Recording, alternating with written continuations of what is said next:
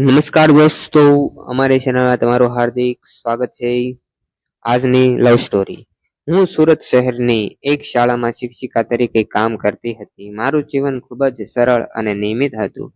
સવારે શાળામાં બાળકોને ભણાવવું, સાંજે ઘરે આવી પરિવાર સાથે સમય પસાર કરવો અને જરૂર પડે ત્યારે ઘરનું કરિયાણું લેવા નજીકની દુકાન પર જવું.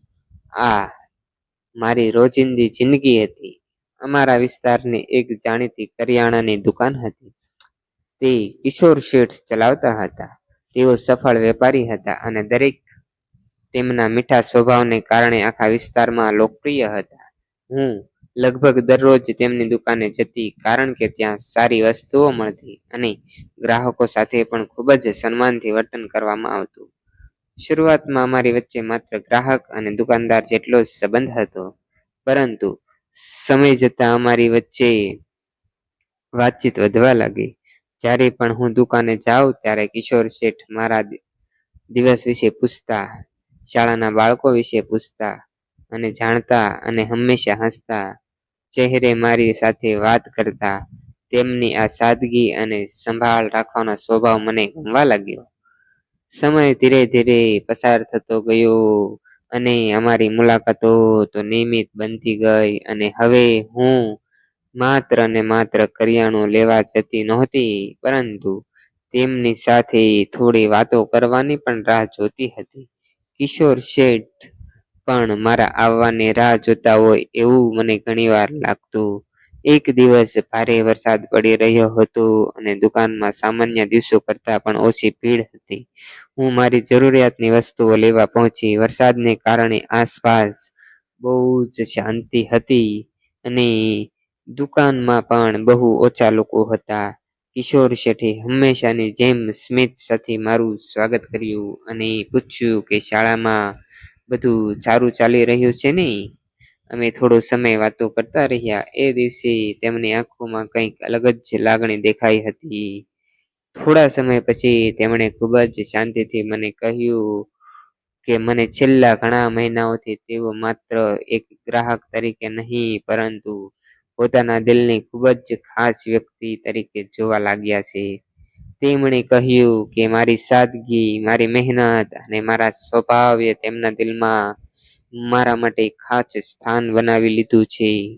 તેમની આ વાત સાંભળીને હું થોડી આશ્ચર્યચકિત થઈ ગઈ, કારણ કે મેં ક્યારેય વિચાર્યું નહોતું કે અમારી સામાન્ય ઓળખાણ આટલી ઊંડી લાગણીઓમાં બદલાઈ જશે.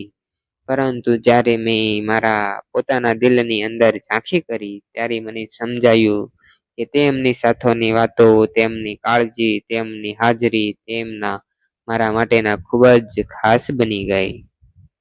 એ દિવસ પછી અમારી વચ્ચેનો સંબંધ વધુ ને વધુ ગાઢ બનતો ગયો. અમે તો એકબીજાને બહુ સારી રીતે સમજવા લાગ્યા. જીવનના સપનાઓ અને મુશ્કેલીઓ વિશે વાત કરવા લાગ્યા. ધીમે ધીમે અમારા પરિવારોને પણ અમારી મિત્રતા વિશે જાણ થઈ ગઈ અને જ્યારે તેમણે અમારી આ ખુશી જોઈ, ત્યારે તેમણે પણ આ સંબંધોને સ્વીકારી લીધું.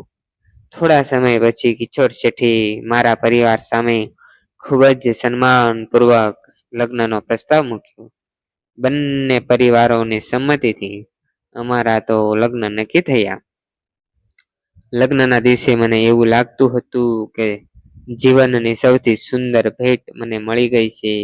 આજે પણ જ્યારે હું પાછળ વળીને જોઉં છું, ત્યારે કરિયાણાની દુકાન પર થયેલી સામાન્ય મુલાકાતોથી શરૂ થયેલી આ મારી સફર મને હંમેશને માટે ખૂબ જ યાદ આવે છે.